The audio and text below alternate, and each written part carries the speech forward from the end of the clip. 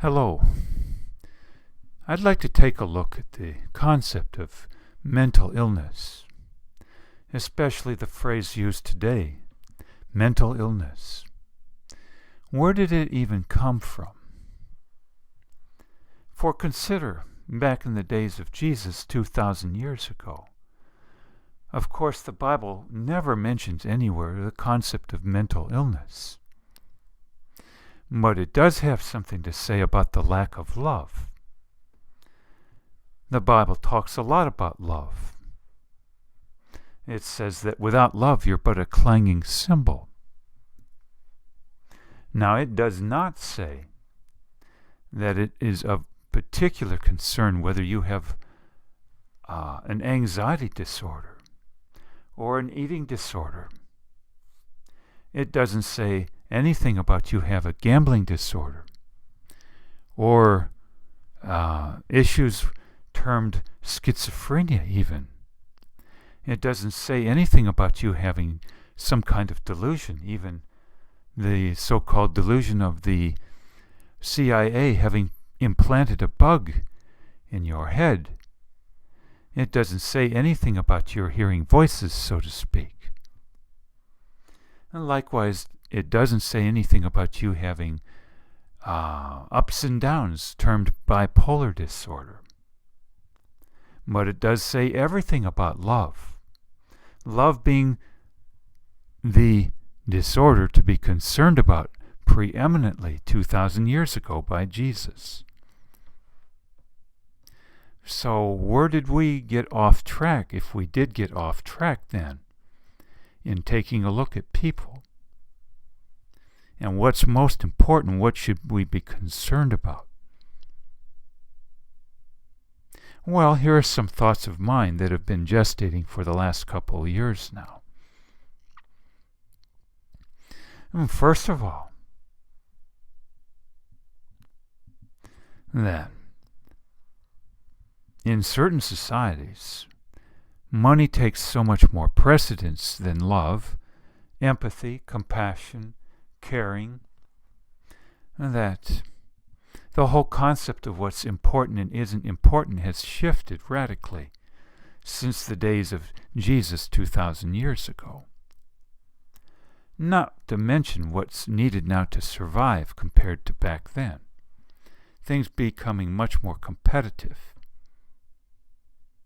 But at any rate then, there being a total downgrading of the concept and importance of love, and much more in terms of survival or status, and control and distraction. So with all that then,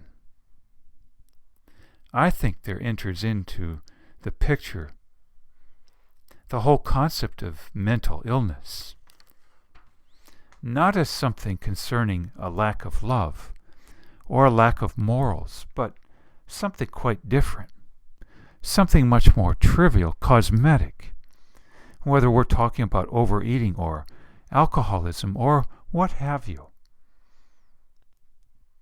Even the concept of schizophrenia being one of having a delusion, but then the question being, who doesn't have at least one delusion? And I would say, in my own opinion, please show me anyone who doesn't have at least one delusion. And this is arguably a schizophrenic. But then if we're all schizophrenics, 100% of us, how can there be such a concept of mental illness at all? And finally, again, what big concern is it to even have a delusion if you are incapable of feeling love? Or, if I didn't clarify that properly, what good is it to have no delusions if you can't love anyone alternatively? Indeed, Mr. Hitler from Germany arguably would have passed a psychiatrist's testing regarding delusions and thus schizophrenia with flying colors. But I don't think we would want to have him as our best pal or be married to him. Even if he were considered by psychiatry to be quite sane.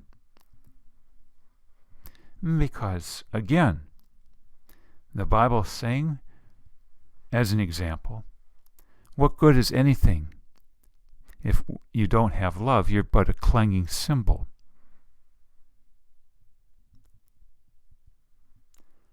So then where does this come from? This whole concept of mental illness in the modern day. And then some of the most vilified diagnoses accompanying it. And the stigma to follow. Horrifying stigma. Even to the point where anyone prescribed even an antidepressant hides it in shame, lest they be discovered to be taking an antidepressant for what is termed mental illness, or even maybe a serious mental illness as labeled for certain diagnoses. Where does this all come from? Well, in my opinion, it certainly is a convenient dodge from what is truly a mental illness. What is truly a mental illness being the complete absence of love, as manifested by various things like garnering great riches no matter how you get it. Secondly, the issue of societies needing scapegoats, particularly in small towns. But you could find this throughout societies, including ours, where there's always some kind of scapegoat. Even back in biblical days, when animals were sacrificed as scapegoats once again for the quote-unquote sins of people. But that, at any rate, without a scapegoat, people feeling most uncomfortable because they would have to deal with their own issues. And this whole scapegoat concept being that it's easier to point fingers at someone else and blame someone else and dump your problems on someone else than to take a look at your own contribution, which might be the majority part. So, we've had various scapegoats through the ages and in modern day, to include those based on sexual mores, or even whether you smoke or not, or whether you live together out of wedlock, or what color your skin is, and thus, again called discrimination of various sorts, but I call it scapegoating. And with more political correctness, some of these scapegoats not being politically correct to talk about, so the one talked about the most, in my opinion, today is to use the scapegoat term of mental illness. Whereas once you could say so-and-so was a Nazi or a communist, or a WAP, or an Injun. All of that so politically incorrect, but it being just fine and dandy to say so-and-so is mentally ill. On the basis of supposedly having flaws, big ones, even some say dangerous to society. But then some of the biggest dangers to society going completely under the radar. With respect to, let's say, those who want to start wars, just to make great economic gain, or for the fun of it even, in sadistic fashion. Or what about the so-called mental illness, if you want to talk a biggie, of doing things that impact our environment tremendously, or even endanger us with possible nuclear war? Why aren't these considered forms of mental illness far beyond an anxiety disorder or something that may require occasional use of an antidepressant or Valium pill? I think these are pretty important and interesting questions that all wrap around diversions from the big issues, scapegoating, expediency, so on. Finally, it seems to me that there's much ado about certain people being supposedly mentally ill because many of us have a tendency to catastrophize. And thus,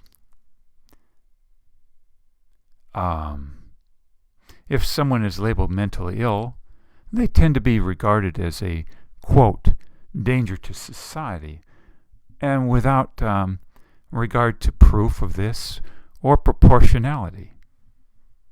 Again, I bring up who is a greater danger to society, someone with a delusion or someone who threatens our entire nation and world by possible environmental meltdown or nuclear war someday. My point being, please, let's keep it all in proportion here. Let's talk about who's truly a threat to society and who is just a trivial threat. But then, if the label is thrown out that so-and-so is mentally ill, and the biggest offenders, so to speak, aren't discussed, then anyone taking an antidepressant can be regarded as a threat to our safety, and if catastrophized, this can really morph into something difficult. I'm reminded finally on the topic of catastrophizing of a man once, Otto Kernberg, a famous psychoanalyst from past, once raised in Europe, then moved to the country of Chile and finally to America. And in a book I noted he wrote years ago, maybe 30 or 40 years ago, he said that in his opinion he had never met a group of people as paranoid as Americans, this having come from living in Europe previously and Chile. Now, I would not personally use the word paranoid anymore in my life to describe anyone, but I certainly would say that it equates in my mind with the word catastrophizer, and that Americans are great at catastrophizing, great at wanting control. Hence the phrase, if anything goes wrong, everything's going to go to hell in a handbasket. The whole concept of catastrophizing in a nutshell. Or to say it's all going to come unraveled.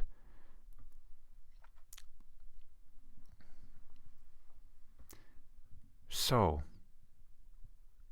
I would also point out the following, that even if someone were considered, quote, mentally ill, there are a few who address the topic of stigmas associated with that concept and say that you're more than your disease.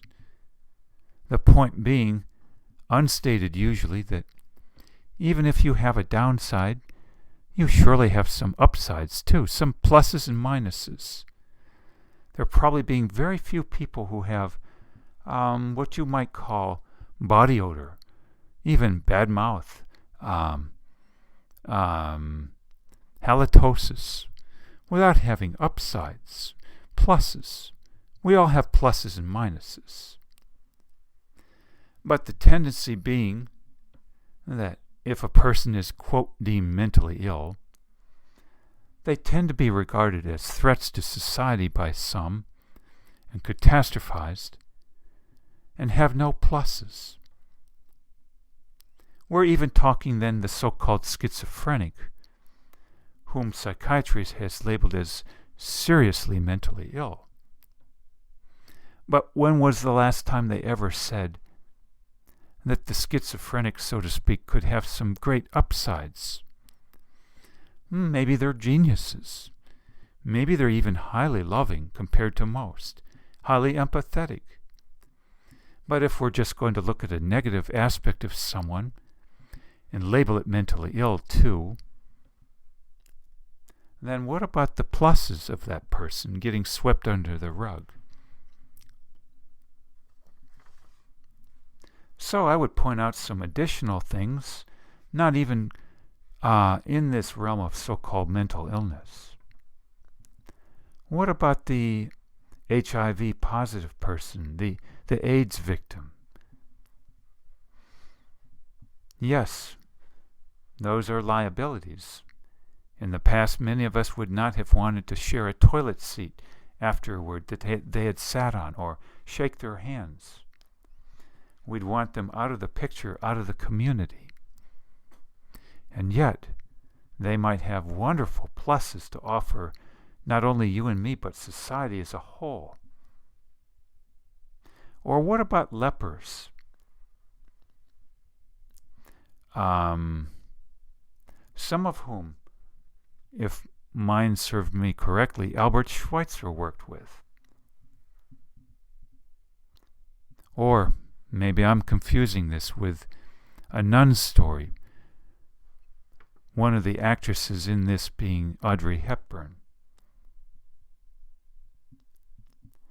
What about going back to the time of Jesus, the Bible talking of Jesus spending time with harlots? In other words, people castigated for their sexual behaviors, not in keeping with the norm. And then Jesus being condemned by Pharisees for doing this. And Jesus knowing that the so-called harlot had downsides but also pluses. But the Pharisees only wanting to see the downsides, and incidentally blowing it out of proportion. Missing the forest for the trees, if you will. Perhaps a sexual indiscretion being much less important than the way the Pharisees treated people in contradistinction. Again, also, what about schizophrenics, and what about pedophiles? Who says that a pedophile, for instance, can't have a set of assets that might be valuable to you and me and all of society, in fact? And who says there aren't degrees of pedophiles? For instance, there are a number of people who may have been 18 or 19 and had relations with someone 16 or 17 and then labeled a pedophile. And this is a bit different than someone who hangs out on a playground, almost purposefully looking for children of 5 years of age and doing something or another with them and then being called a pedophile too.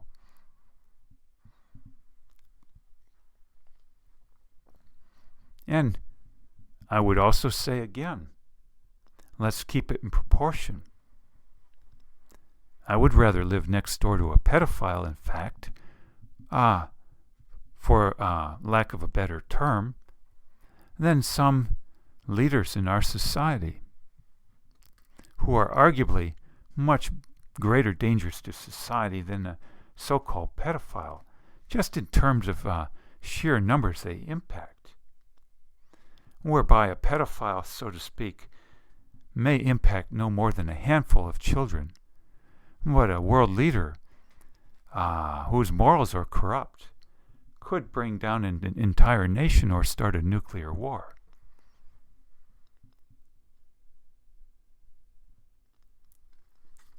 So again, the issue of proportionality and where are the big elephants in the room, what's getting swept under the rug, and you're more than your disease. The whole concept being that if you have some negatives, you surely have some positives. I bring this out as food for thought once again. No concrete solutions, but as a recap to point out that, in my opinion, the concept of mental illness is the newest, latest, most politically correct form of scapegoating today, that also has the effect of concealing what's most important and isn't being talked about. I wish you a good day.